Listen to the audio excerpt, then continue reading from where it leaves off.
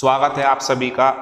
आज vocabulary day 21 में मैंने कल वोकेबलरी डे 20 में अल्फ़ाबेट टी पढ़ाया था आपको, उसके साथ में सॉल्यूशन भी था प्लस कुछ एक्स्ट्रा वोकेबलरी भी आपके लिए रही। लेकिन अल्फ़ाबेट टी अभी होना है और एन भी होना है और जी भी होना है। तो हमारी 21वीं क्लास में जो अल्फ़ाबेट 21 नंबर पे आएगा वो रहेगा यू। कल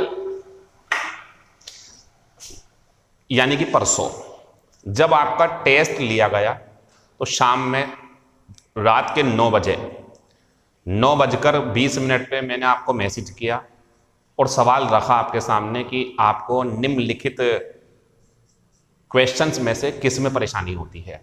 सिनोनियम था ऑप्शन में, एंटोनियम था, ईडियम फ्रेज थी, फ्रेजल वर्ब थी और फिल इन द ब्लैंक्स था।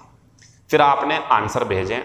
90% स्टूडेंट्स परेशान हैं कि वो फिल इन द ब्लैंक्स नहीं भर पा रहे हैं, परेशान हैं वो उस तरीके से अभी भी क्लास को एडवांटेज के रूप में क्लास का एडवांटेज नहीं ले पा रहे हैं जैसे उन्हें लेना चाहिए।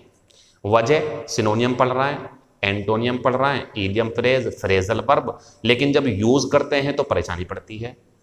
अब 90% फिल इन द ब्लैंक्स में परेशान हैं, ये जवाब मिले हमें, और अच्छी खासी मात्रा में फ्रेजल वर्ब वाले भी परेशान हैं। इन दोनों पे काम करा जाएगा आगे तक जब तक क्लासें चलेंगी हमारी। बदलाव करने के लिए आज की ही क्लास को चुन लिया गया है। तरीका यह है जो अक्सर मैं कहता आया हूं आपसे। आपने कभी सोचा कि सर आपने कल ही क्यों पूछा, आपने 2 टेस्ट के बाद, पहले टेस्ट के बाद क्यों नहीं पूछा था हमसे? क्योंकि एक टीचर में अपने अनुभव और अपने दिमाग, जो भी मेरा दिमाग है छोटा मोटा जैसा भी, उसके हिसाब से मैं ये जानता हूं कि मुझे कब क्या करना है। इसकी टेंशन आप मत ले करो। कब छोटा टेस्ट होना है, कब बड़ा टेस्ट होना है, कब अल्फ़ाबेट कौन सा चलाना है, कब क्लास को अल्फ़ाबेटिकली चलाना है, कब रूट वर्ड से चलाना है, कब सिर्फ और सिर्फ वर्ड पावर के ऊपर बात करनी है कि ये शब्द क्यों बनाए गए हैं, डेरिवेशन क्या है, वो डिसीजन मैं लूंगा। तो 20 क्लास पूरी होने के बाद 21वीं क्लास हमारे पास बाकी है और हमारे पास पूरी अभी 6 क्लासेस और हैं जिसमें आपको कुछ बदलाव करके पढ़ाया जाएगा। बदलाव इसलिए होंगे क्योंकि सक्सेस हासिल करने के लिए इन 3 स्टेजेस से गुजरना ज़रूरी है। वो मैं यूट्यूब चैनल पे भी बता चुका हूँ, आपको भी बता चुका हूँ पहले, और फिर एक बार समझाना चाहता हूँ। देख लो ज़रा बोर्ड पे ये लिखा हुआ है। पहली स्टेज होती है लर्निंग, जो आप रोज़ाना करते हो। आज भी इस वीडियो को जो देख रहे हो आप, वो लर्निंग है आपकी, सीख रहे हो आप नई चीज़ कोई। दूसरी स्टेज होती है हमारी रिवीजन,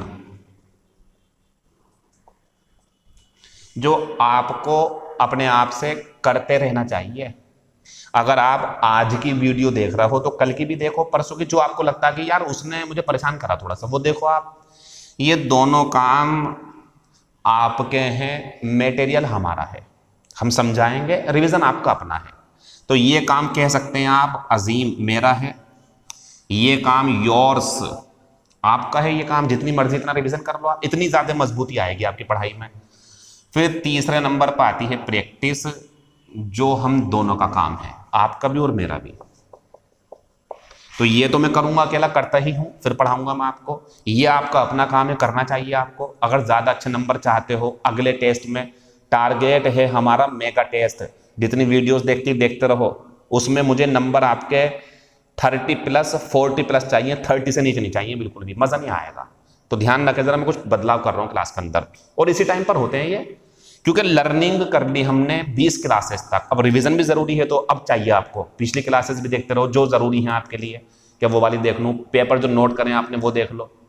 ये काम अब मैं शुरू करूँगा। तो आज से काम ये होना है कि हम आपको जो है 4 पेज दिया करते थे, पेज हो गए 3 जिस पे सिखाएंगे।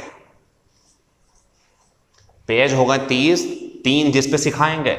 रिवीजन का मौका मिल रहा है आपको, क्योंकि क्लास 1 घंटा 10 मिनट, 1 घंटा 20 मिनट की होती थी, अब थोड़ी छोटी होगी, लेकिन छोटी क्लास में ही एक चीज जोड़ी जाएगी, प्रैक्टिस। मतलब आज की क्लास छोटी रहेगी आपके लिए, बस कल की फिर से वापस वही। क्यों? हम इन 3 पेपर को लर्निंग में रखेंगे और एक पेपर आपको दिया जाएगा प्रैक्टिस के लिए। प्रैक्टिस में क्या होगा? प्रैक्टिस में जो आज सिखाएंगे आज, उसके बारे में 50% material, fill in the blanks, phrasal verb, इन दोनों पे काम ज्यादा होगा। सिनोनियम, एंटोनियम, ईडियम, फ्रेज में और ज्यादा टाइम दो, वो खुद करनी है आपको। बोल दूंगा, मैं समझा भी दूंगा, थोड़ा बहुत करने आपके वो तीनों काम। हाँ मैं मानता हूं, मुझे पता था आपके वही जवाब आएंगे फिल इन द ब्लैंक्स वाले। फिल इन द ब्लैंक्स में परेशानी पड़ती है, तो हम आज से एक हफ्ते लगातार प्रैक्टिस का सेशन शुरू कर रहे हैं। होना क्या है, 3 पेपर रोजाना समझने हैं आपको। जैसे यू का है कल को VWXYZ, फिर दोबारा घूम के आएगी TN और G, 3 और बाकी हैं अभी। तो इन सबको हम 3-3 पेपर में समाएंगे, 4 नहीं 3 पेपर। अब तो होना क्या है, 10 शब्द समझाएंगे, 5 एंटोनियम, 5 सिनोनियम, 5 ईडियम फ्रेज। क्योंकि पढ़ रहे हैं, रिवीजन कर नहीं रहा है, पूरा बेकार है ये, पूरा बेकार। और ऐसा हो जाए कि पढ़ भी रहे हैं, रिवीजन भी करो आप अच्छे से, क्योंकि वीडियो थोड़ी छोटी होगी। छोटी मतलब ये नहीं कि खराब हो जाएगी, क्वालिटी सुधरेगी उसकी और प्रैक्टिस का काम मैं करवा रहा हूं। तो आज से आपकी इस क्लास में प्रैक्टिस की प्रक्रिया शुरू कर दी गई है। तरीका ये रहेगा, 3 पेपर समझा रहा हूं मैं आपको अल्फाबेट यू के ऊपर, और इसी के साथ में व्हाट्सएप ग्रुप पे सब ऐड हैं लगभग सारे। कोई नहीं हो तो मैसेज कर लेना। वैसे आप क्या करोगे, मैसेज, अब तो क्लास खत्म होने वाली है आपकी, है अगले महीने शुरू होंगी, उसमें देख लेना आप। अब यहाँ आते हैं वापस। तो हम अपने इन 3 पेपरों के साथ page number 1, page number 2, page number 3, एक चौथा पेपर आपको अटैच करके देंगे, जिसके ऊपर लिख रहा होगा एक्सरसाइज।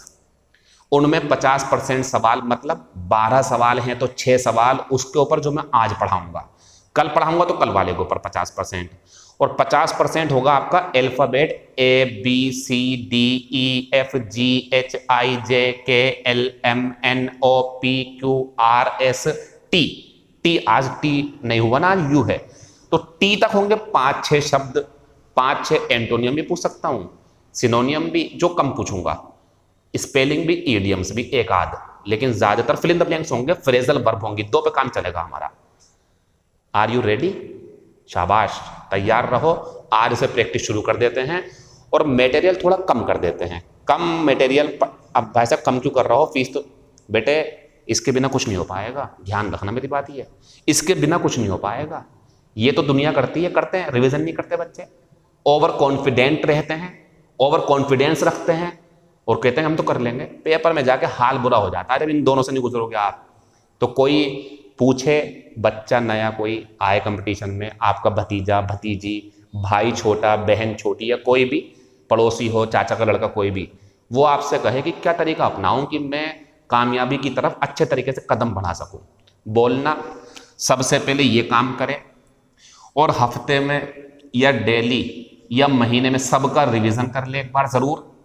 और प्रैक्टिस अपने टीचर से कहे, टीचर कराते हैं वैसे ये काम, प्रैक्टिस का एक अलग बैच होता है बिल्कुल, लेकिन मैं इसमें कर दूंगा। तो प्रैक्टिस अपने टीचर से या गूगल की सहायता लेकर करो आप उसका यूज। इन 3 चरणों से गुजर जाओ, और चौथा चरण जो होगा हमारा वो होगा सक्सेस। इंशाल्लाह सब हो जाएगा बढ़िया हमारा। अब मैं आपकी क्लास शुरू कर रहा हूं, तो आप परेशान मत होना कि सर क्या हुआ, इसलिए मैंने सब कुछ समझा दिया।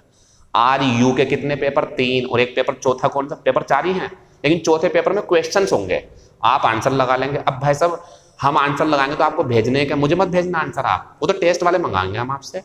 आप अपनी एक्सरसाइज के आंसर अपने पास रखेंगे। अब हमने आज आपको एक्सरसाइज दी, कल शुरू में क्या होगा, सबसे पहले वो एक्सरसाइज सॉल्व होगी, अपना आंसर मिलाना आप कि सर हाँ ये सही हो गया, ये सर ये गलत हो गया, तो मैं समझाऊंगा क्यों गलत हो गया। तैयार हैं इसके लिए? मजा आएगा बहुत ज्यादा। चेंजेस होने बहुत जरूरी हैं, ये जानना कि बच्चों की परेशानियां क्या हैं, फिर मैं बदलाव करूं पढ़ाई में, जरूरी है। क्योंकि डॉक्टर का काम जो होता है ना, बस दवाई में और पढ़ाई में फर्क है, काम सेम है हमारा। जब तक कोई कमी, बीमारी नहीं पता होगी, डॉक्टर इलाज नहीं कर सकता। जब तक हमें आपकी कमजोरी, परेशानी, बीमारी नहीं पता होगी, हम आपको बेहतर तरीके से नहीं पढ़ा सकते। तो आज टेस्ट लेने के बाद, कल या परसों, ये जानकारी मिली कि आप फिल इन द ब्लैंक्स और फ्रेजल वर्ब, इन 2 बीमारियों से पीड़ित हो, इससे निकालना है। 1 हफ्ते के अंदर अंदर आपका रिजल्ट में चेंज करवा दूंगा, मजा आएगा आपको। Let's start the class. अब आप देख ही रहे होंगे सर बोर्ड पे कुछ नहीं लिखा, ठीक है नहीं लिखा, मुझे ये बोलना था वरना मैं भूल जाता। कल को मिलेगा आपको सबको, ये नहीं कि बोर्ड वाला खत्म हो जाएगा, 4 क्वेश्चन कल मिल जाएंगे। आज आप अपने पेपर वाले जो क्वेश्चन हैं उन्हें एंजॉय करें, बाकी बातें मैं ग्रुप में भी बता चुका हूं, और कोई परेशानी हुआ करो पूछ लिया करो, ठीक है। शुरू करते हैं क्लास आपकी। नंबर 1 पे ही इसमें ऐसा शब्द आ गया बहुत मजेदार, उसे देख लेते हैं जरा। नंबर 1 पे हमारा शब्द है अनइंटरेस्टेड।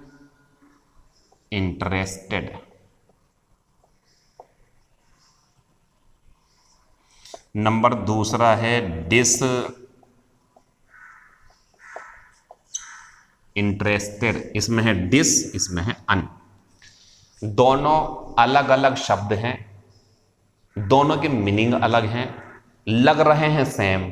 सुन लो क्या है। रुचि रखने वाला हो जाता अगर ये होता तो इंटरेस्टेड, कहते नहीं है मैं इंटरेस्टेड हूं इसमें, तो रुचि रखने वाला, लेकिन अन लग गया तो उल्टा रुचिहीन।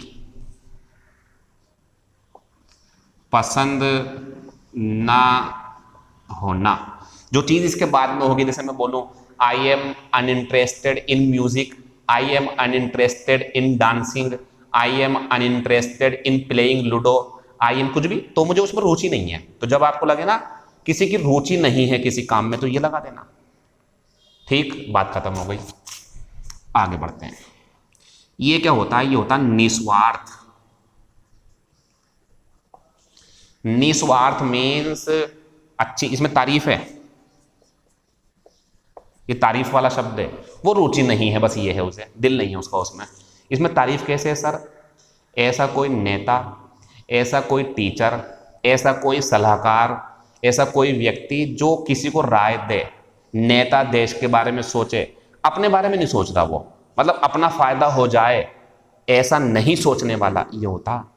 तो डिसइंटरेस्टेड मीन्स निस्वार्थ, कोई अपना फायदा नहीं सोच रहा, वो, ये तारीफ की बात है, वो रुचि नहीं है।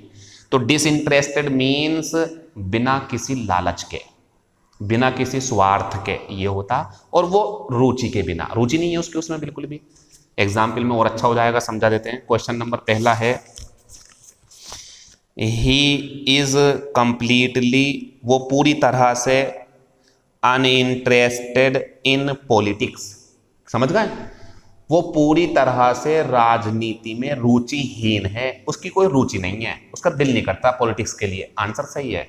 एक हल्की सी बात हो रही इसमें, ज्यादातर इसमें जो है इसमें इन मिलेगा, इसमें कभी कभी मिल सकता है, लेकिन उसमें इन ज्यादातर मिलेगा आपको, लगभग मिलेगा 90%। तो मिल गया देखो इसमें। और वैसे भी समझ लो वो पूरी तरह से पॉलिटिक्स में रुचिहीन है, दिल नहीं करता उसका। दूसरा, इट इज ए पिटी। अभी समझा रहा हूं इसे, एक चीज समझ लो जरा, आप काम की है। जब भी आपको ये लिखा हुआ मिले ना,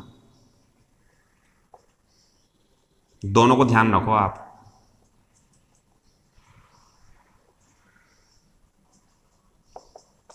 अफसोस की बात है, अफसोस की बात थी, ये इसका मतलब बुरी बात है, अफसोस की बात है। अब देखो, देख लिया आपने, सही है। अब देखो ये गलत है, इसे नोट कर लेना, कहीं पे 1 नंबर मिलेगा ग्रामर का आपको। ध्यान रखें, जब भी it is a pity, it was a pity है और ए है अगर साथ में तो सही है, वरना गलती है। ये पेपर में ऐसा आ जाना, ये ना कर देना, इसमें ए नंबर मिल गया आपको, पहले गलत थी है, तो इसे नोट कर लो कहीं पे।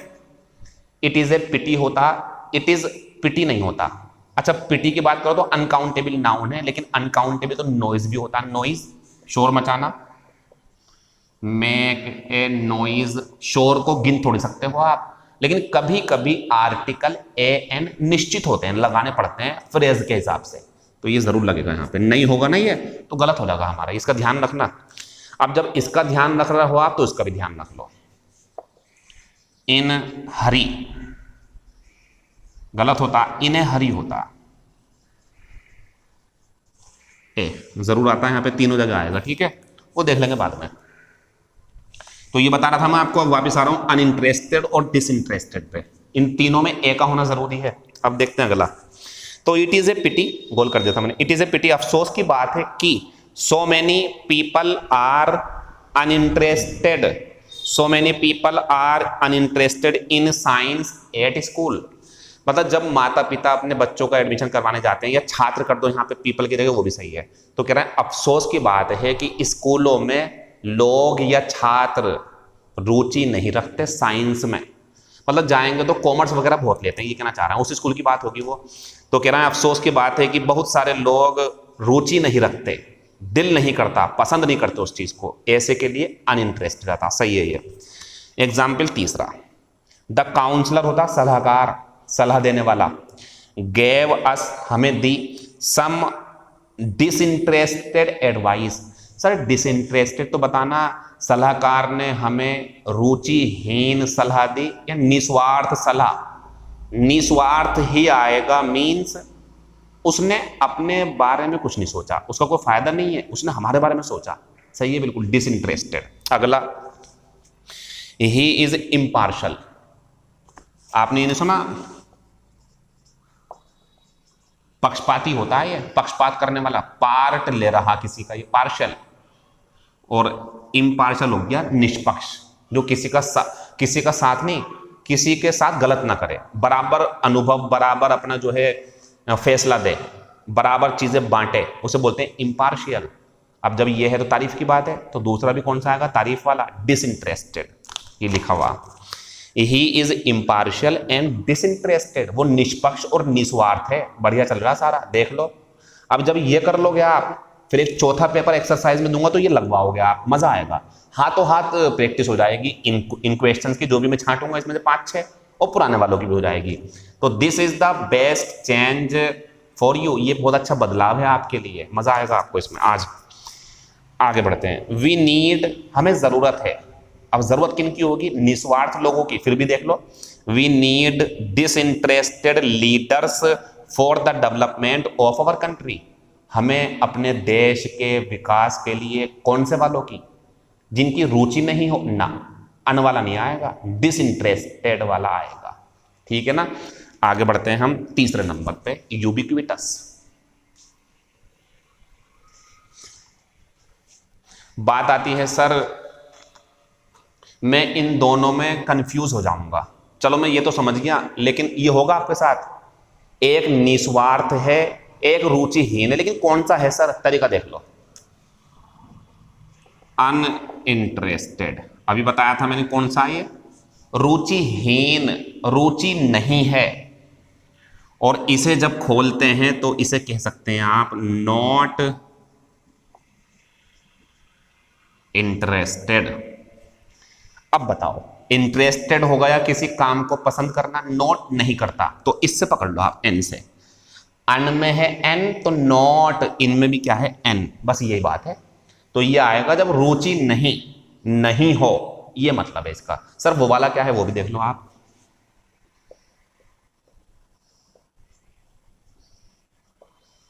डिसइंटरेस्टेड को जब खोलोगे तो आएगा लैक ऑफ, ये लैक होती, लैक ऑफ इंटरेस्ट। और ये इंटरेस्ट कौन सा पता, ब्याज। वो नहीं होता ब्याज चाहिए मुझे, ब्याज, तो ब्याज में फायदा मिलता है, इसका सेंस यहां पे ये है, ब्याज की कमी, ब्याज नहीं चाहिए उसे बिल्कुल भी, बस आपका काम हो जाए, इसे बोलते हैं डिसइंटरेस्टेड। तो इससे याद कर लो ना अब इससे, एन नॉट इंटरेस्टेड। अब कंफ्यूजन मत होना, ये जिसको रुचि नहीं हो किसी काम में, और ये निस्वार्थ, कोई ब्याज नहीं चाहिए। ब्याज भी होता है इंटरेस्ट, और रुचि भी होती है, लेकिन यहां पे ब्याज है। अब एक शब्द आता है मेरे पास, यूबिक्विटस, बहुत बेहतरीन शब्द है ये, तीसरे नंबर पे। तो यूबिक्विटस मतलब पता क्या होता है, यूबिक्विटस मींस होता है सभी जगह मौजूद, लेकिन एक्चुअल में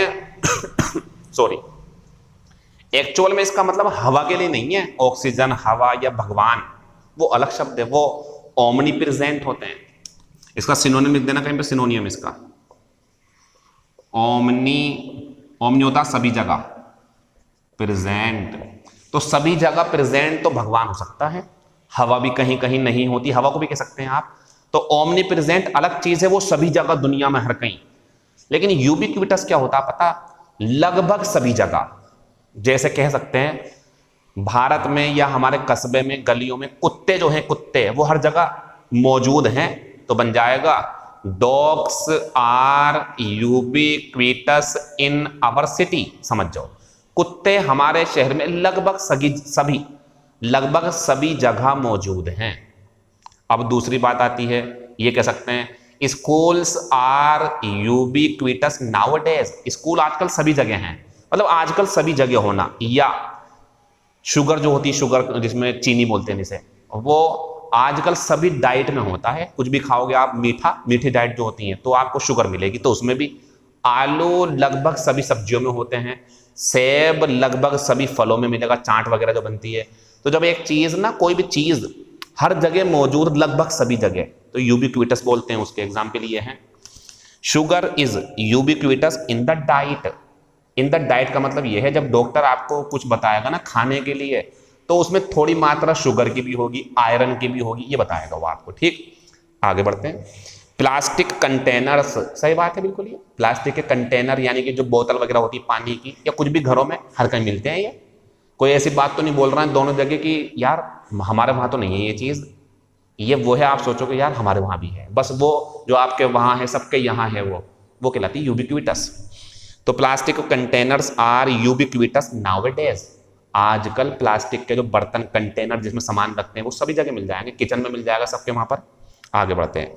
द एप्पल इज अनडाउटेडली, सेब जो है वो बिना किसी संदेह के, the most ubiquitous of all fruits. जितने भी फल हैं सभी फलों में सेब कॉमन है। जब भी जाओगे दुकान पे आप एक काम कर लेना, सेब हर सीजन में मिलेगा आपको। सेब अगर आप जानते हैं किसी जगह फल बिक रहा है तो 90% शॉप पे, ठेलों पे आपको सेब जरूर मिलेगा।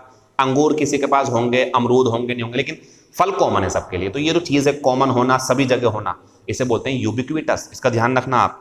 ये खत्म हो गया हमारा। एक बहुत बेहतरीन शब्द आ रहा है, उसे देख लो आप 4 नंबर पे, अशर। ये 2 काम होते हैं, वर्ब भी होता है और नाउन भी। नाउन समझो क्या है, ये आपसे आप मिले हो इससे। अशर जैसे कि मान लो कोई पढ़ाने वाला है तो टीचर, दवाई देने वाला है तो डॉक्टर, गाड़ी चलाने वाला है तो ड्राइवर, एरोप्लेन उड़ाने वाला है तो पायलट, एविएटर भी बोलते हैं उसे, पायलट, और कुछ भी तैरने वाला है तो स्विमर, क्रिकेट खेलने वाला तो क्रिकेटर। ऐसे ही जब आप कभी सिनेमा हॉल में जाते हो या गए हो, मॉल वगैरह जो होते हैं, या पहले कभी सिनेमा हॉल में, तो एक व्यक्ति होता नहीं है, वो देखता है टिकट आपका, अरे वहां बैठ जाओ। ये काम जो सीट बता रहा है आपको, ये भी अशर है वर्ब के रूप में। और वो व्यक्ति जो आपको बता रहा है मैम आप, यस सर वहां बैठ जाइए, वो व्यक्ति अशर है।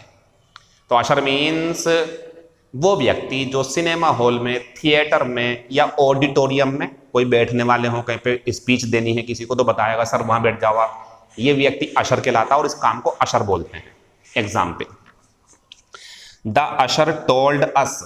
अशर ने हमें बताया वेयर टू सिट, कहां बैठना है। उसने हमें बताया कि वहां बैठना है, वेयर टू सिट। सिट पे ले दो निशान इसका। अगला, I worked as an usher, noun है ये। I worked as an usher, मैंने एक अशर के रूप में, अच्छा इसकी हिंदी होती द्वारपाल। वो दरवाजे पे मिलेगा आपको और बताएगा जी वहां बैठ जाइए मैम, जाके टिकट देखेगा आपको और बोल देगा, तो द्वारपाल भी कहते हैं इसे।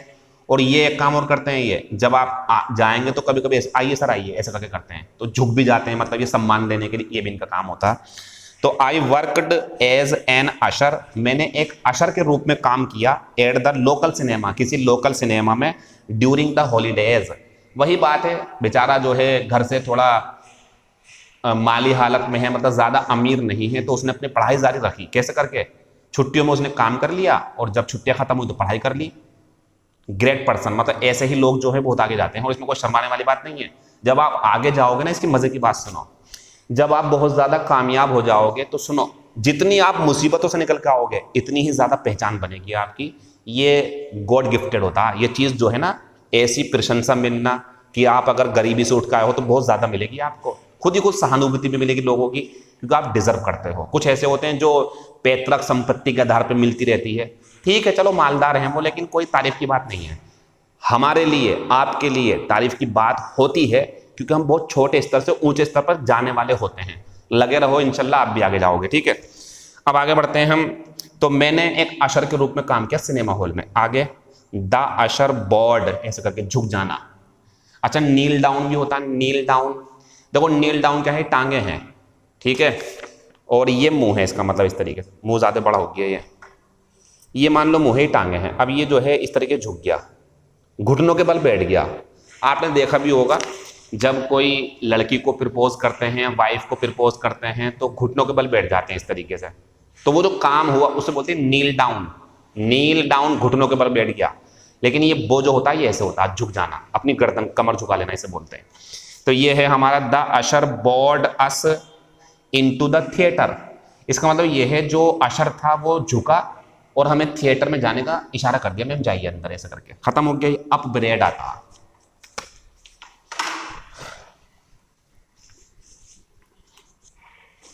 अप ब्रेड,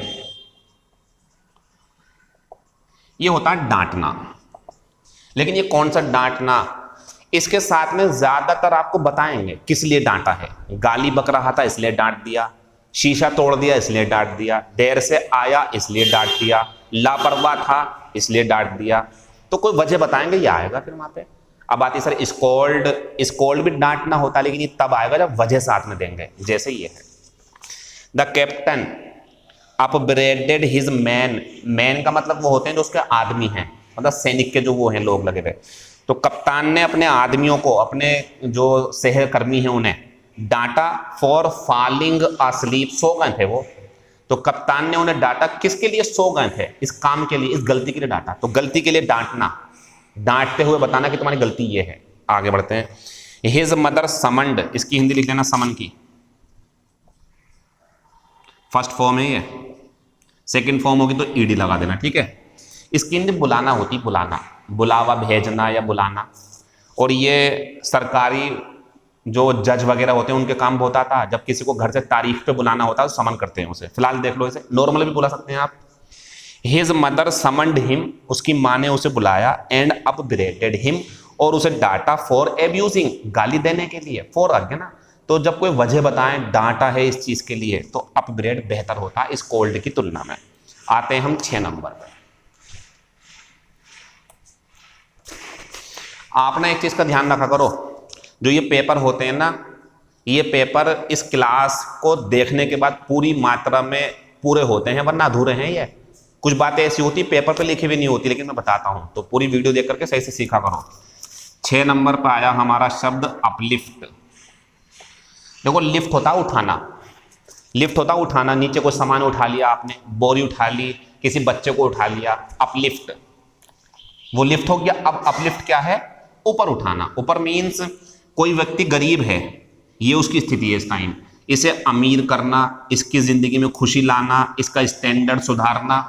तो अपलिफ्ट मीन्स होता है सुधार करना, स्थिति सुधारना, किसी गरीब व्यक्ति की, किसी जरूरतमंद की, या देश की अर्थव्यवस्था को सुधारना, ऊंचा करना उसे। तो अपलिफ्ट होता अच्छा करना। एग्जाम्पल, हर एनकरेजमेंट, एनकरेजमेंट होता प्रोत्साहन, यानी कि उससे कहा बेटे करो, तुम कर सकते हो, परेशान मत हो, मैं हूं तो तुम्हारे साथ, ये होता encouragement. Gave me a sense of uplift, यानी कि उसने जो मुझे प्रोत्साहन दिया, उसने मुझे ऊपर उठने का एहसास कराया, मतलब मुझे लगा कि मैं ऊपर उठ सकता हूं, अब मैं इस मुसीबत से निकल सकता हूं। तो अपलिफ्ट होता है मुसीबत से ऊपर उठना, अच्छी स्थिति में जाना, ये होता है इसका आंसर, ठीक है। इसके बाद में जो दूसरा एग्जाम्पल है हमारा, उसमें भी यही है, देयर इज नो चांस, कोई चांस नहीं है, of uplift in the stock market. Stock market नहीं होती, शेयर बाजार जो होते हैं, तो वहां पे जैसे मान लीजिए बहुत मंदी आ गई, लोग जो हैं बड़े नुकसान में हैं, बहुत कोशिश कर ली लेकिन वो उठ ही नहीं रही ऊपर को। तो ध्यान रखें, अर्थव्यवस्था का उठना, बाजार में कीमतों का उठना, ये भी, और किसी व्यक्ति की स्टैंडर्ड का उठना, किसी व्यक्ति के अंदर उमंग आ जाना कि मैं कर लूंगा, अब मैं ऊपर उठ जाऊंगा, तो ये बोलते हैं अपलिफ्ट। एक 7वें नंबर पर आता है शब्द अनटाई, बहुत आराम से हो जाएगा। ये देखो टाई, और tie the not, tie the not का मतलब सगाई होना या शादी होना भी होता। टाई द नॉट, जुड़ गए वो एक दूसरे से, सगाई होना या शादी होना, नोट कर लेना इसे। अब यहां आओ आप, अनटाई होता खोलना, वो अलग है, ये आ गया खोलना। क्या क्या खोलना, खास करके जो गांठ लगी हुई होती ना, गांठ, उसे खोलना, बस ये इसके लिए बना हुआ है। अब ये कहां कहां हो सकती है, मान लो आपके हाथ बांध दिए इस तरीके से तो आप कहोगे please untie my hands, please मेरा हाथ खोल दो, अनटाई बोलेंगे इसे। या आपने जूते बंधे हुए आप खोलना है उसे, अनटाई द लेस। लेस एक है, लेसेस तो दोनों जूतों के, तो लेस होता फीता, फीता खोलना। गांठ खोलना जो गांठ होती है, किसी के हाथ पैर खोल देना। या एक और, पार्सल आया आपके पास, आपने ऑनलाइन शॉपिंग करी, उसे तो खोलते हो आप। अब सुनो उसके दो तरीके, अनबॉक्स भी बोलते हैं उसे, दो हैं, देखो दोनों सुन लो आप, इसको भी ध्यान रखना। अगर आपको लगा कि आपके पास जो सामान आया है उस पर टेप लगा हुआ है और वो बॉक्स के रूप में है, तो उसे बोलेंगे अनबॉक्स कर रहे हैं आप उसे। लेकिन कुछ ऐसा सामान आया कि वो रस्सियों से लिपटा हुआ है, बहुत दूर से आया, बड़ा सा है वो, रस्सियों से लिपटा हुआ है, उसे खोलना है आप, गांठे खोलना है, गांठे, वो ये होगा। तो ये गांठ खोलने के लिए आता है, वो जगह जगह यूज हो रहेगा, ये बॉक्स खोलने के लिए आएगा। एग्जाम्पल देखना जरा, अनटाई द, यहां से, I can't untie the not, मैं गांठ, जो गांठ होती मोटी सी लगी हुई, ये देखो गांठ ये है, पहचान तो रहे होंगे आप, देखो ये टाई द नॉट, गांठ लगा दी मैंने, अब ये अनटाई कर दिया मैंने इसे, ठीक है। तो अनटाई मीन्स होता है गांठ खोलना। तो बता रहा वो मैं गांठ नहीं खोल सकता क्योंकि ये बहुत टाइट है, ये बोल रहा वो, इट इज टू टाइट। अगला, अनटाई द लेस, जूते के फीते खोल दो, and take off your shoes, और अपने जूते उतार दो। टेक ऑफ योर शूज, अपने जूते उतार दो। टेक ऑफ को गोल करा, वजह है उसके पीछे। जब बात वर्ड पावर की है तो सीख लो ना, जो सीखने की चीज है, क्यों छोड़ रहा हो आप मौका, हम हैं तो आपके साथ मौजूद।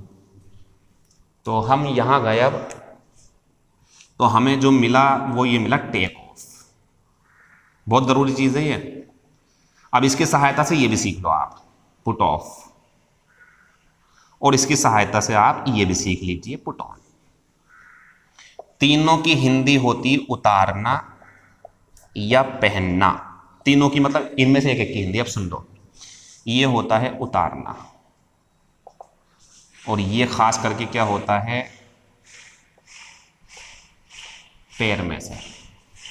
यानी कि जब आपको चप्पल उतारने को कहा जाए, स्लीपर उतारने को कहा जाए, आपसे जूते उतारने को कहा जाए, सॉक्स उतारने को कहा जाए, तो जूतों में से जो, मतलब पैर में से जो निकालोगे आप, take off number 1, take off आएगा सबसे ज्यादा।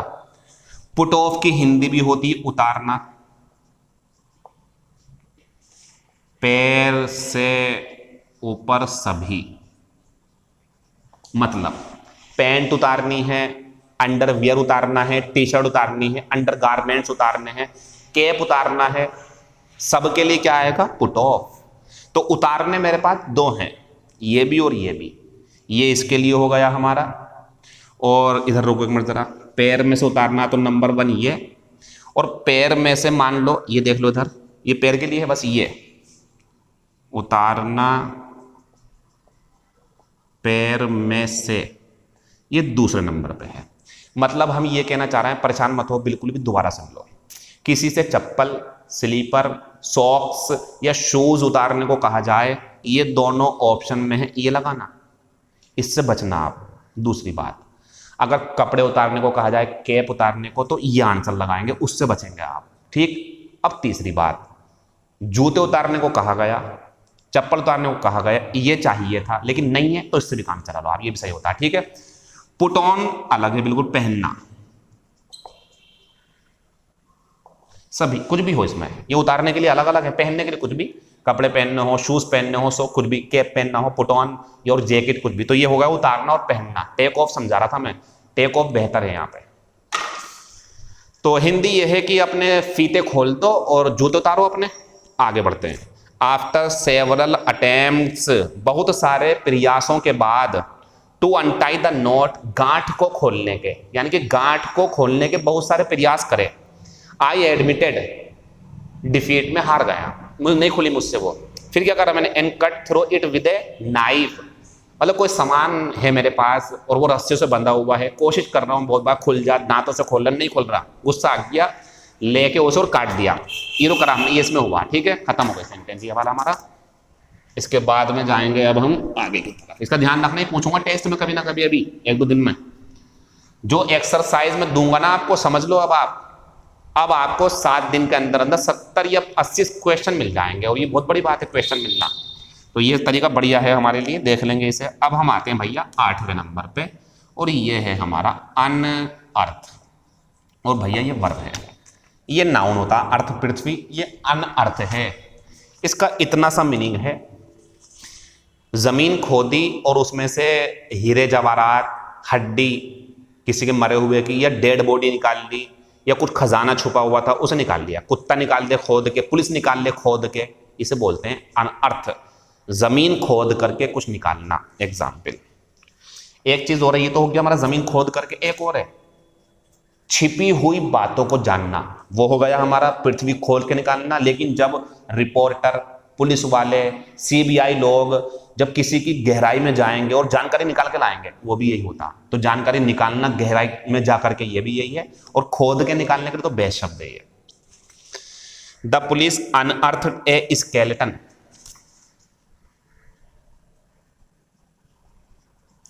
ये होते हैं कंकाल तंत्र, जो भूत की फिल्मों में देखोगे आपने, या डॉक्टर के वहां देखोगे चित्र लगा हुआ, हड्डी जो होती है हमारा अंदर की सब हटा दो, हड्डी जो बचेंगी वो, इस तरीके से कंकाल तंत्र। तो यही निकला, पुलिस ने उसके गार्डन, मतलब जो उसके बाहर जो बाग लगा हुआ होगा, थोड़ा सा ऐसी फूल वूल लग रहा होंगे, उसके बाग में से एक कंकाल तंत्र निकाल लिया। क्या कर लिया? निकाल, जमीन में से निकाल लिया। ये है दूसरा, the reporter had unearthed some secrets. ये कह रहा है रिपोर्टर ने उसके कुछ रहस्य खोज निकाले, खोज छानबीन करके निकाल लिया। ये भी यही होता है हमारा। ठीक है, आगे आते हैं। वाइल एक्सकेवेटिंग, अभी तो आया था पीछे ये, कल की वीडियो में आपको एक शब्द मिला होगा आर्कियोलॉजिस्ट, सबका ध्यान रखे करो आप, नहीं मिला हो तो देख लो। आर्कियोलॉजिस्ट, आर्कियोलॉजिस्ट होते हैं जो पुरानी बिल्डिंगों को, पुराने शहरों में जाकर के खुदाई करते हैं और अंदर क्या दबा हुआ है, हड्डी निकल का कुछ, तो उससे अनुमान लगाते हैं कि ऐसे बर्तन होते थे। ये होते हैं आर्कियोलॉजिस्ट, पुरातत्व विज्ञान, और ये होते हैं पुरातत्व विज्ञानी। तो ये काम क्या करते हैं? एक्सकेवेट, जमीन को खोदते हैं। ये इनका तरीका दूसरा, इनका दूसरा है तरीका, ये पुराने इतिहास को जानने के लिए खोदते हैं, और ये अभी रिसेंटली यहाँ पे क्या दबाया उसे खोलते हैं। दोनों में फर्क है, ये अलग है, ये अलग है, इसका उद्देश्य अलग है, इसका उद्देश्य अलग है। छानबीन होती है ये वाले में, उसमें पुरानी चीजों के बारे में जानकारी हासिल करते हैं। ठीक, while excavating the site for a new hotel, तो यहाँ पे बात ये कर रहे हैं कि नए होटल के लिए जो नींवें खोद रहे थे, जब आप कोई इमारत खड़ी करना चाहते हो ना, तो जो नींव खोदते हैं वो एक्सकेवेट होता। तो while excavating the site for a new hotel, यानी कि नए होटल के लिए जो जमीन खोदी उन्होंने, workers unearth the remains, remains होते हैं अवशेष, कोई चीज समाप्त हो गई उसके बचे हुए अंग जो हैं, ऑफ सेवरल डायनासोर्स। डायनासोर की स्पेलिंग लिख लेना कहीं पेपर में आ जा। एक डायनासोर ये है, ये ज्यादा है, तो इसका ध्यान रखो आप, डायनासोर। तो ये बात समझे नहीं समझे आपने कि जब वो खुदाई कर रहे थे नए होटल के लिए, नया होटल बनाएंगे, तो उन्हें डायनासोर के अवशेष मिले, अनअर्थ, जमीन में से निकल गए वो ऐसे करके, तो अनर्थ आ गया। यहाँ पे भी खत्म हो गया ये वाला शब्द हमारा।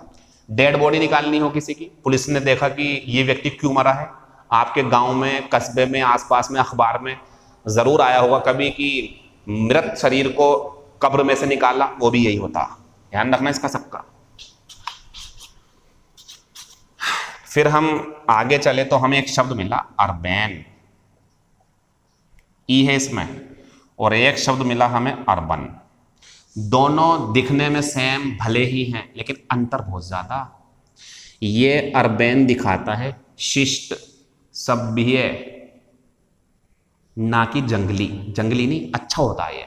मान लो अगर कोई आपको ये बोल देना ये, तो तारीफ कर रहा हो आपकी, यू आर अर्बन, मतलब तुम्हारे जो है कपड़े पहनने से, तुम्हारे बात करने के तरीके से, तुम्हारे कंघे जो तुमने कर रखा, बाल जो रख रखे हैं, बाल भी बहुत सारे तरीके के होते हैं ना, कुछ ऐसे होते हैं कि देख के हंसी आ जाती है, लेकिन अपनी भी पसंद है, आप रखें बिल्कुल, उसमें कोई बुराई नहीं है, आपकी पसंद है वो। तो अगर आप ऐसे हैं बड़े अजीब से, जंगली से, या कुछ भी पता नहीं कैसे हैं आप, तो वो नहीं है आप, ये तारीफ की बात है। अर्बन बहुत शिष्ट सा, सभ्य सा, पढ़ा लिखा सा लगना, तो ये होता अर्बन। और ये होता शहर संबंधी। अब आपको लगेगा सर तो ये भी तो शहर का हो गया ना, ये लोग जो होंगे गांव में, शहर में, कहीं भी मिल जाएंगे आपको। ये कुछ और बात है। ये है urban area, urban factory, urban problem, मतलब शहर से संबंधित समस्याएं, शहर से संबंधित क्षेत्र, शहरी क्षेत्र, ये शहर को दिखाएगा, शहर से संबंधित ये व्यक्ति को दिखाएगा, और वो व्यक्ति कैसा होगा, शिष्ट होगा। मजे की बात अब यह है कि इसके एंटोनियम सिनोनियम बहुत पूछे जाते हैं। तो इसका एंटोनियम होता है रूरल, ग्रामीण गांव का हो गया, लिखा हुआ पेपर में आपके, एक मिनट रुक जाओ। ये एंटोनियम है रूरल, ये सिनोनियम है, सॉरी हाँ सही है, सिनोनियम होगा इसका म्यूनिसिपल। म्यूनिसिपल जानते हो क्या होता है, जहां पर नगर पालिका होती है तो वो शहर की होती है ना, वो टाउन बन जाता है, तो उसका सही है ये सिनोनियम, ये एंटोनियम। इसका सिनोनियम देखो जरा क्या है, सिविलाइज्ड या पोलाइट, सिनोनियम में दोनों ही है। अगर कोई आपको कहे ना बी पोलाइट, मतलब गुस्सा मत करो, आराम से बात करो, समझदारी से, जरा बड़ों की तरह मैच्योरिटी अपना करके। ये बेवकूफ़ी की बात क्यों कर रहा हो, तो ये तारीफ की बातें हैं, ये भी और ये भी। इसका एंटोनियम पूछोगे अगर आप, तो एंटोनियम है इसका अनसिविलाइज्ड। एंटोनियम क्या है इसका, अनसिविलाइज्ड। तो इसका ध्यान रखें आप, अलग शब्द है, ये अलग शब्द है, व्यक्ति की विशेषता, व्यक्ति के काम की विशेषता, तारीफ करनी है तो ये, और ये शहर से संबंधित। बस एग्जाम्पल जैसे ये हैं, शी डिस्क्राइब्स, डिस्क्राइब्स होता किसी के बारे में बताना या कोई घटना का वर्णन करना, तो यहाँ पे किसी के बारे में बता रहा वो। शी डिस्क्राइब्स हिम, वो उसके बारे में वर्णन करती है, as an urban and charming boy. अब चार्मिंग तो कोई लड़का, अर्बन भी लड़का, तो ये वाला आएगा, ये थोड़ी आएगा शहर संबंधी ना।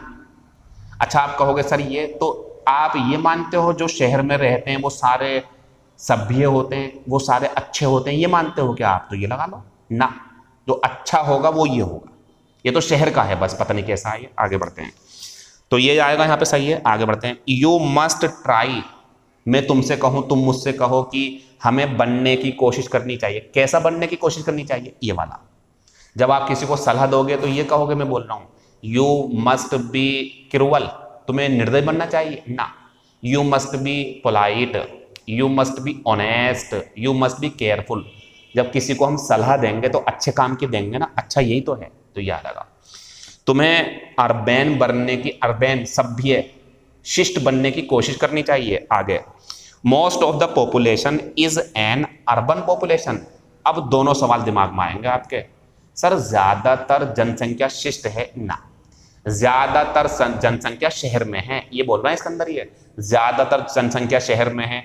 मान लो कोई देश है वहां पे ज्यादातर जनसंख्या गांव की है तो रूरल, तो यहां यह है कि ज्यादातर जनसंख्या शहर में निवास करती है, शहर में है, ये आंसर है, सही है। जनसंख्या का इससे लेना देना नहीं है कोई, ठीक है। आगे बढ़ते हैं। हाँ अगर सिटीजन होते ना, citizen, all the citizens are, या सारे नागरिक शिष्ट हैं, लेकिन यहाँ तो जनसंख्या है ना, तो वो शहर की है, ये बताना था। आगे, क्राइम रेट्स, क्राइम रेट्स मतलब जहां पे अपराध ज्यादा होते हों, आर मच हाइयर, बहुत ज्यादा हैं, इन अर्बन एरियाज, समझ गए, ये वाला शहर के, शहरी क्षेत्रों में, अर्बन एरियाज वैसे भी जोड़ा है, अर्बन यानी कि शहरी क्षेत्रों में क्राइम बहुत ज्यादा है गांव की तुलना में। आगे बढ़ते हैं, अर्बन डुवेलर्स, इसका ध्यान रखना, डुवेल ये होता है रहना या निवास करना, तो डुवेलर हो गए रहने वाले, कहाँ के रहने वाले, अर्बन, ये गांव का कर दोगे तो रूरल कर दो, रूरल गांव के रहने वाले, ये शहर के रहने वाले हैं। तो शहर के रहने वाले अक्सर इस बात को मानते हैं, एक्सेप्ट करते हैं कि noise as part of city life, यानी कि शहर की जिंदगी में जो शोर है वो वाकई में समा हुआ है, उससे बच नहीं सकते आप। और जानते हैं वहाँ पे जो है कंपनीज होती हैं, इंडस्ट्री होती है, लोग ज़्यादा होते हैं, शोर ज़्यादा होता है वहाँ पर, वाहन बहुत ज़्यादा होते हैं, छुट्टी होगी तो शाम के टाइम 5 बजे तो सड़कों पे वाहन ही वाहन, शोर होगा ज़्यादा, ये शहर की समस्याएं हैं। ये हो गया हमारा ख़त्म। और आज के इस अल्फ़ाबेट यू में और आगे भी जो आपको मिलेगी VWX, बस 10 या 12 शब्द समझाऊंगा मैं, फिर ये पेपर सिनोनियम एंटोनियम चलेगा हमारा, ये आपके काम है, इसे याद करो आप सही से। और फिर हम अगले दिन को जो एक्सरसाइज दूंगा मैं आपको, भी एक ध्यान से सोल्व कर लेना उसे, जरूर याद से, पहले ये वीडियो देखना, लेकिन पहले ये वीडियो देखो फिर सोल्व करना आप उसे सोल्व करने के बाद बैठ जाना आराम से। आंसर मुझे मत भेजना, कल का इंतजार करो आप। और जब कल आंसर मैं बोलूंगा, शुरू में वही बोलूंगा, तो अपना पेपर सामने रखो और देखो कौन सा आंसर था, मजा आएगा। क्योंकि 3 तरीकों से ही सफलता मिल सकती है, रीजनिंग हो, जीके हो, इंग्लिश हो, हिंदी हो, कोई सी भी हो।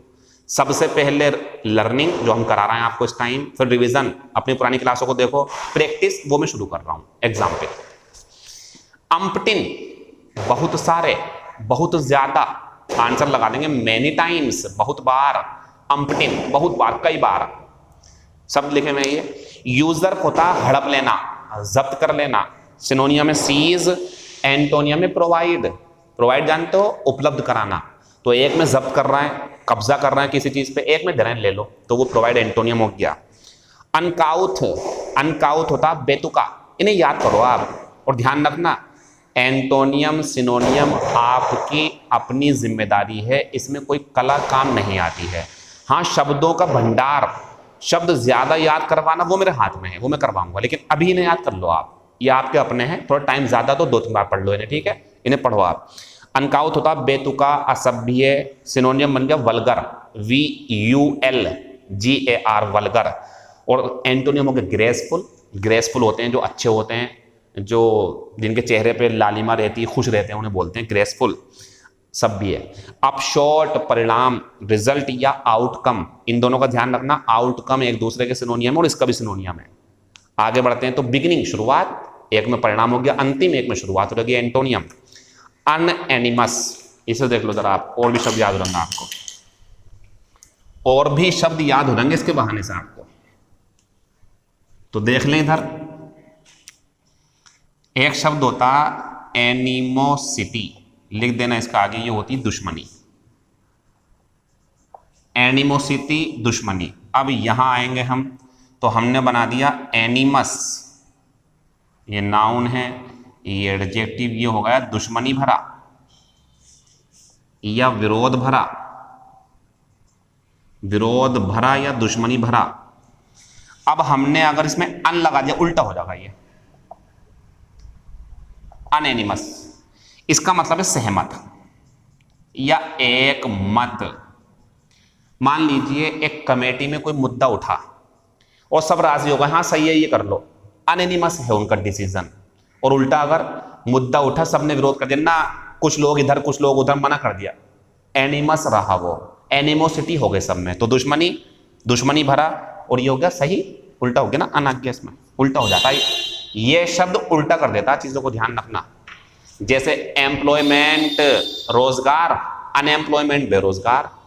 इंटरेस्टेड रुचि रखने वाला, अनइंटरेस्टेड हटा दो, रुचि खत्म, रुचि नहीं है। अब आते हैं आगे, तो इसका सिनोनियम में एग्रीमेंट, एंटोनियम में डिसएग्रीइंग।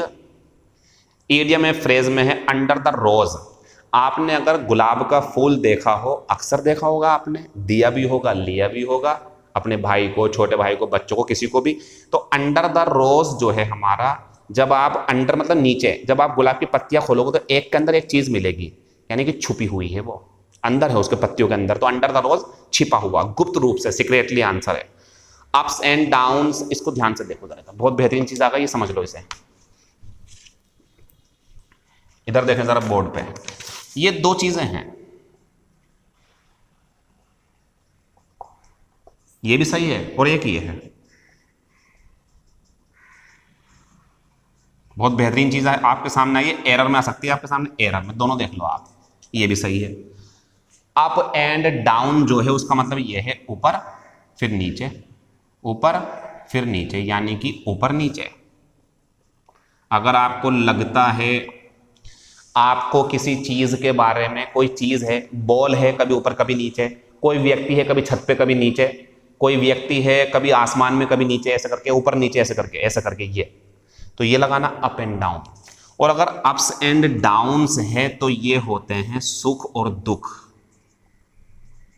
ये अलग है, ध्यान रखना जरा, इसका सही से पेपर में आता है कभी कभी। सुख और दुख, या इन्हें कह सकते हो आप उतार चढ़ाव, जो जिंदगी में आते हैं और ये सबकी जिंदगी में होते हैं। तो मैंने ये क्यों समझाया सर, वो क्यों समझाया आपने, इसलिए समझाया, पेपर में आया हुआ क्वेश्चन देख लो आप, पेपर में आया हुआ सवाल देख लो।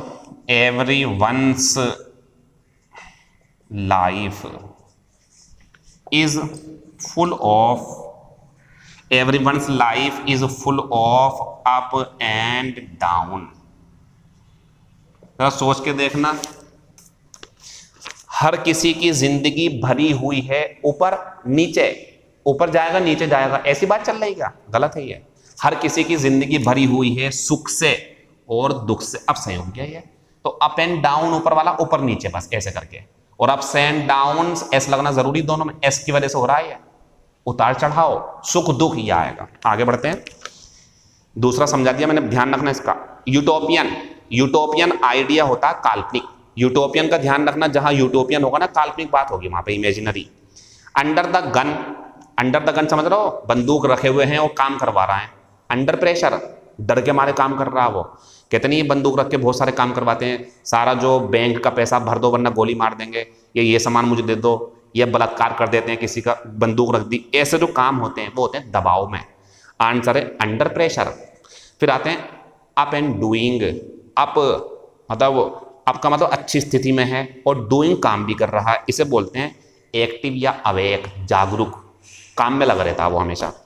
अंडर द वेदर, पता है इसका मतलब क्या होता है? अंडर द वेदर, वेदर होता है मौसम, और जब मौसम की मार, इसका मतलब है मौसम की मार होना, यानी कि जब मौसम की मार, कहते नहीं यार सर्दी लग गई आज गर्मी बहुत थी तो मेरा पेट खराब हो गया, मेरे जो है मुझे परेशानी पड़ गई, पसीना बहुत ज़्यादा आ रहा, डिहाइड्रेशन हो गया। अंडर द वेदर मतलब मौसम के कब्जे में आना, बीमार हो जाना। इन पुअर हेल्थ, बीमारी में पहुंच जाना, क्योंकि आपके ऊपर मौसम ने हमला बोल दिया। ये हमारा आज के पेपर थे। चौथा पेपर जो सबसे लास्ट में मिलेगा आपको, इस वीडियो को आप देख रहे हैं ना, नीचे भी आते हैं, नहीं आए होंगे तो ग्रुप में भेज दिया होगा मैंने। जो पेज नंबर 4 है उसे सोल्व कर लेना आप ये वीडियो देखने के बाद, और जितना भी करेंगे ईमानदारी से करना, पेज मत खंगालना पुराने वाले, इसे समझ लो। और पुरानी कोई वीडियो अभी मत देखना, पहले पेपर सोल्व करो। अगर आपने पेपर सोल्व कर लिया हो रख दो उसे साइड में, अब कोई सी भी वीडियो देखो, आप कुछ भी करो, लेकिन देख के मत करना। ये हमारी आपके लिए ईमानदारी और आपकी हमारे लिए लॉयल्टी है। तो हम आपको ईमानदारी से पढ़ा रहे हैं, आप भी ईमानदारी से हमें टेस्ट दें। टेस्ट ही है एक तरीके से रोजाना। ये मेगा टेस्ट की तैयारी रखना, बहुत जल्दी 1 हफ्ते के बाद होने वाला है, और इस 1 हफ्ते में मैं आपको इतने अच्छे तरीके से प्रैक्टिस करा दूंगा कि 15-15 सवाल रोजाना, 10-11 पेपर पे मिल जाएंगे, 4 बोर्ड पे, और ये सबसे ज्यादा जरूरी है आपकी क्लास के लिए। इसी पे हम काम करना चाहते हैं। Thank you, all the best, see you in next class. चौथे पेपर को सोल्व कर लेना कल की क्लास से पहले। शुक्रिया।